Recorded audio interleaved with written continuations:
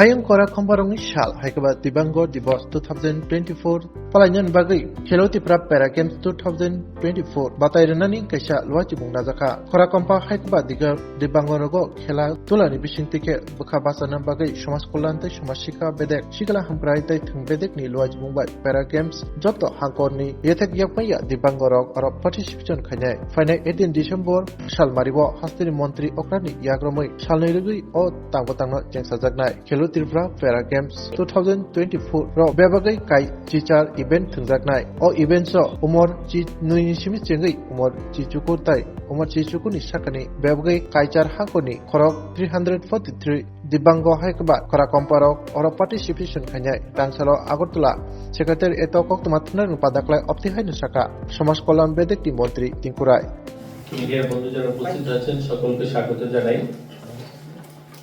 আপনাদের জানাতে খুশি হচ্ছে যে গত বছরের ন্যায় এবারও আমরা খেলো ত্রিপুরা প্যারা গেম 2024 অনুষ্ঠিত হতে চলছে বিবেকানন্দ ময়দানে 18 এবং 19 তারিখ এই দুদিনের গেম হবে। গত বছর আমরা করেছিলাম, এবারও করছি আমরা। মাননীয় মুখ্যমন্ত্রী সেটাতে উদ্বোধন করবেন 18 তারিখ বিকাল 3টায়, সেটা উদ্বোধন হবে বিবেকানন্দ ময়দানে। আমাদের এটার মূল উদ্দেশ্য হচ্ছে যারা দিব্যাঙ্গ ভাই বোনেরা রয়েছে একদিকে তারা যেন খেলাধুলা করা, বাকি তাদের যে বিষয়গুলো রয়েছে তাদের বিভিন্ন স্কিম রয়েছে সেগুলো সম্বন্ধেও তাদেরকে অবগত করা। আমরা পত্রিকার মাধ্যমে আপনাদের মাধ্যমে আমরা বিজ্ঞপ্তি দিয়েছি যে আমরা ওই দিন ওই মাঠে আমাদের ক্যাম্প থাকবে সোশ্যাল ওয়েলফেয়ার ডিপার্টমেন্ট থেকে। আমরা যাদেরকে সামাজিক যে পেনশন দেওয়া হয় সেই সামাজিক পেনশন আমরা তাদেরকে ইনস্ট্যান্ট সেখানে দেব। ইতিমধ্যে 2779 জন এরকম দিব্যাঙ্গ ভাই বোন যারা আমাদের রাজ্যের নিয়ম অনুযায়ী যারা দিব্যাঙ্গদের পেনশন পাবেন তারা অ্যাপ্লিকেশন জমা হয়েছে। আপনারা সকলেই জানেন যে কেন্দ্র সরকারের নিয়ম অনুযায়ী যেখানে 80% যদি দিব্যাঙ্গ হন তাহলে তারা সামাজিক ভাতার জন্য তারা অ্যাপ্লাই করতে পারেন এবং সামাজিক ভাতা তারা পান। আমাদের রাজ্য সরকার সেটা 60% অধিক যাদের দিব্যাঙ্গ রয়েছেন তাদেরকে সেই সামাজিক ভাতা দেওয়া হয়। আমরা ইতিমধ্যে আমাদের রাজ্যে প্রায় 15,000-এরও বেশি দিব্যাঙ্গ ভাই বোনদেরকে সামাজিক ভাতা দিয়ে থাকি। আমরা নতুন করে আমরা চেয়েছি যে আমাদের রাজ্যে যারা রয়েছে 60%-এর উপরে তাদেরকে 100% সকলকে আমরা ভাতা দিয়ে দেব। আমরা দেখি পত্র পত্রিকার মাধ্যমে মাঝে মধ্যে আপনাদের সহযোগিতায় সেটা বলবো যে যাদের নাম আসে পত্রিকার পাতায়, যাদের নাম উঠে আছে যে 80-90% দিব্যাঙ্গ যারা ভাতা পান না, আমরা কিন্তু ইনস্ট্যান্ট সেগুলোকে খোঁজ করেও আমরা দেওয়ার চেষ্টা করি। বিভিন্ন কাগজপত্র তাদের কাছে না থাকলেও সেগুলিকে করিয়েও আমরা দেওয়ার চেষ্টা করি। আপনারা যখন পত্রিকাতে বা মিডিয়ার মাধ্যমে আপনারা তুলে ধরেছেন এরকম একটা কেসও নেই যারা পায়নি, আমরা তাদেরকে সেই সামাজিক ভাতা দেওয়ার ব্যবস্থা করেছি। এবারও আমরা পত্রিকার মাধ্যমে বিজ্ঞপ্তি দেওয়ার পর ইতিমধ্যে 2279 জনে অ্যাপ্লাই করেছেন যারা ওই মাঠে আসবেন এবং তাদেরকে আমরা সামাজিক ভাতা দেব।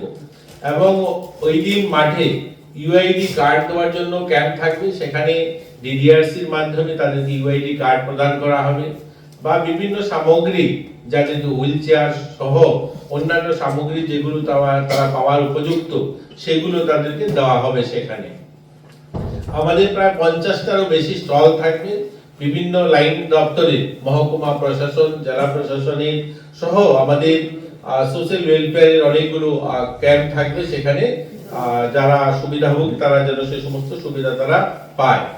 আমাদের মাননীয় মুখ্যমন্ত্রী আপনারা সকলে জানেন যে যারা দিব্যাঙ্গ, যারা ভালো মেধাবী ছাত্রী যারা মাধ্যমিকে এবং উচ্চ মাধ্যমিকে ভালো ফল করে তাদের মধ্যেও আমরা কিন্তু 10 জনকে একটা ভালো অ্যামাউন্ট গত বছরও দিয়েছি, এবারেও দেওয়া হবে।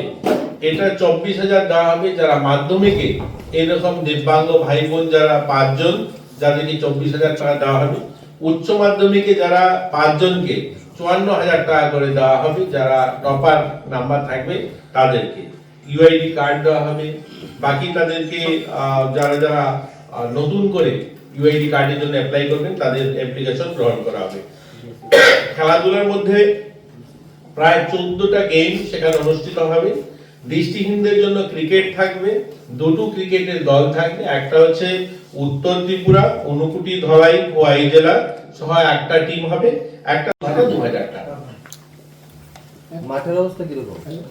মাঠ নিয়ে আজকে কাজ শুরু হয়েছে, দাদাটি মাটিটাটি ভরা হবে। আপনারা জানেন, যেটা আপনি জিজ্ঞাসা করতে চাইছেন, যে এত বড় একটা অনুষ্ঠান হয়েছে, তো মাঠের একটু স্থিতি খারাপ, কিন্তু সেটা খুব তড়িঘড়ি কাজ চলছে, একদম যুদ্ধকালীন পরিস্থিতিতে কাজ শুরু হয়েছে।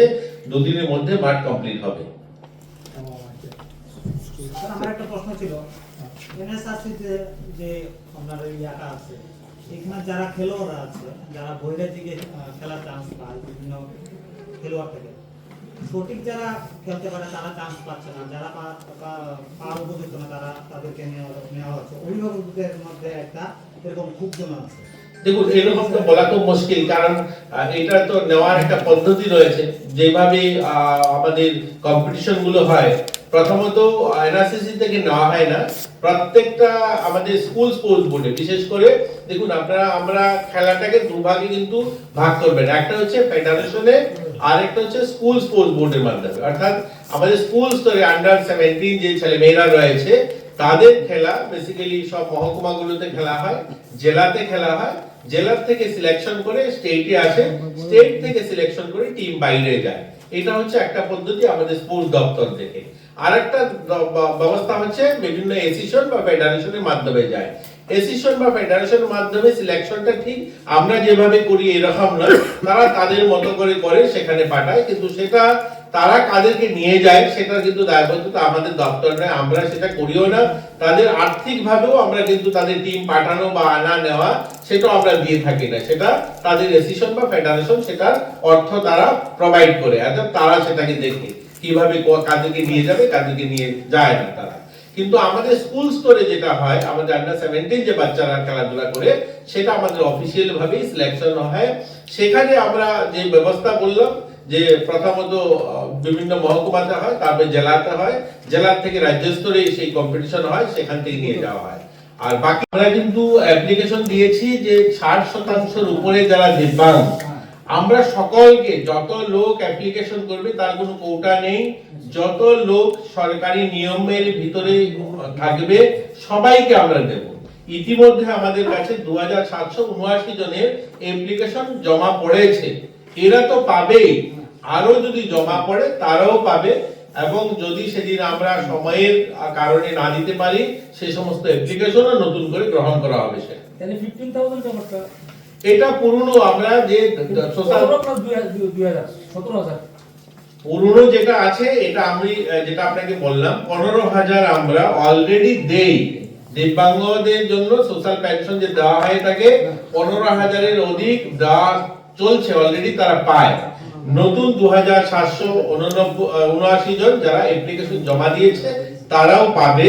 এছাড়াও যদি আরো কেউ নতুন অ্যাপ্লিকেশন জমা দিতে চান, সেই অ্যাপ্লিকেশনও গ্রহণ করা হবে।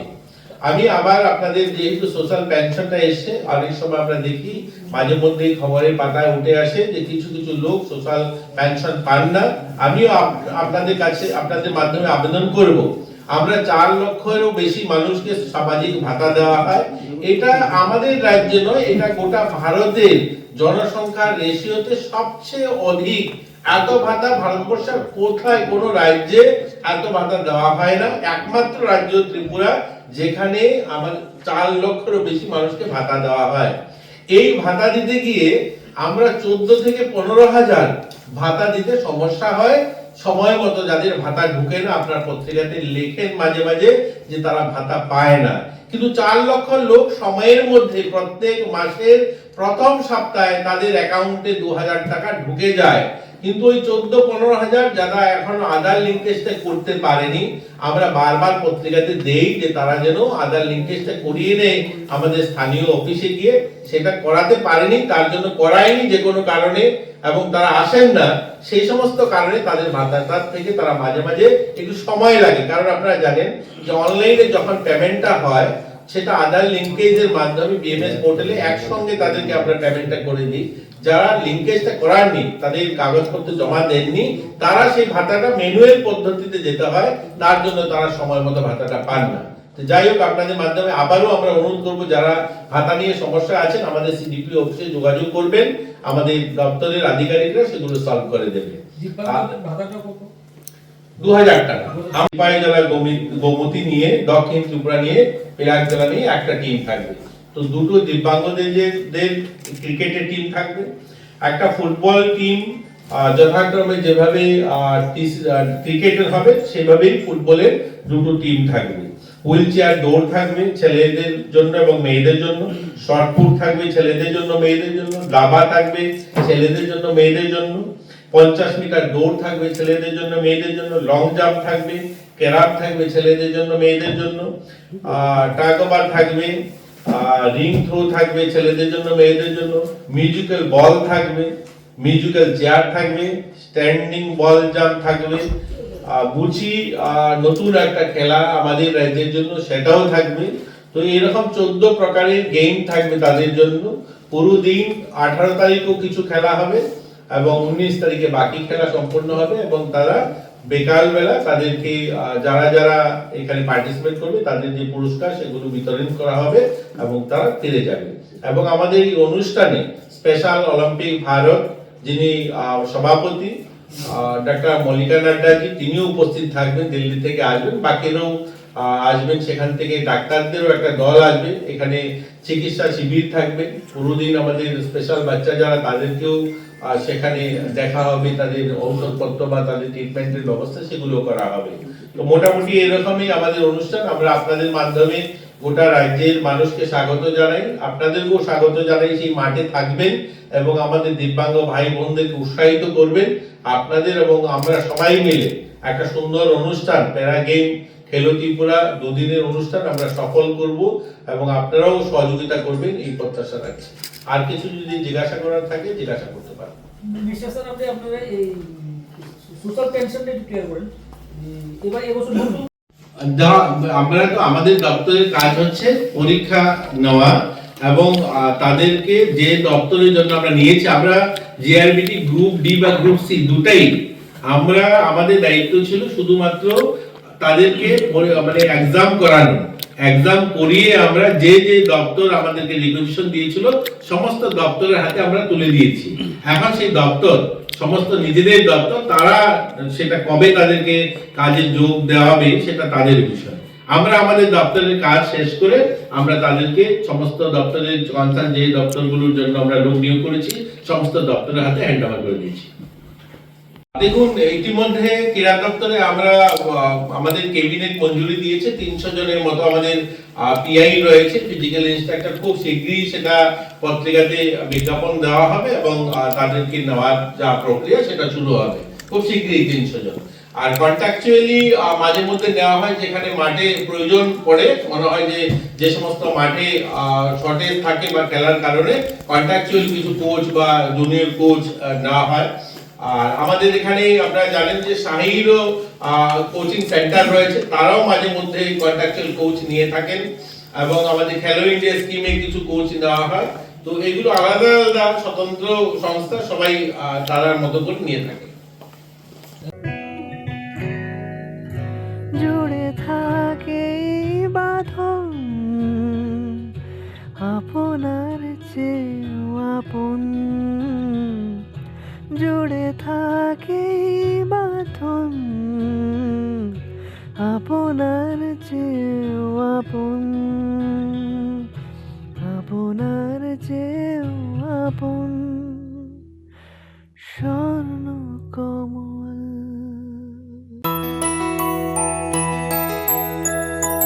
স্বাদে ভরা ঘিয়ের সুবাস লংতরায়, কি ভালো খেতে। শুদ্ধ ঘিয়ের আবেশ ভরা লংতরায়, অপূর্ব সুগন্ধ। পুষ্টি ভরা ঘিয়ের খাবার, গাওয়া ঘি প্রিয় সবার লংতরায়। একেই বলে বিশুদ্ধ ঘি। বিশুদ্ধ ঘি নাম মনে রেখো লংতরায়। লংতরাই ঘি রোজ খাবারে তোমাকে চাই। লংতরায়, লংতরায়, লংতরায়। শোনো শোনো ভোজন রসিক, শোনো মন দিয়া, ঝাঁঝের স্বাদে রান্না করো লং তরাই দিয়া। ইলিশ সর্ষে পোস্ত বাটা যেমন ইচ্ছে নাও, মালাই চিংড়ি মাংস কষা চেটে পুটে খাও, আহা চেটে পুটে খাও, আহা চেটে পুটে খাও। লং তরাই কাচ্চি ঘানির সর্ষে তেলে টেস্ট, যে খাবে সেই বলবে লং তরাই বেস্ট। লং তরাই সর্ষের তেল, ঝাঁঝে স্বাদে তোমাকে চাই। আহা লং তরাই বেস্ট, আহা লং তরাই বেস্ট।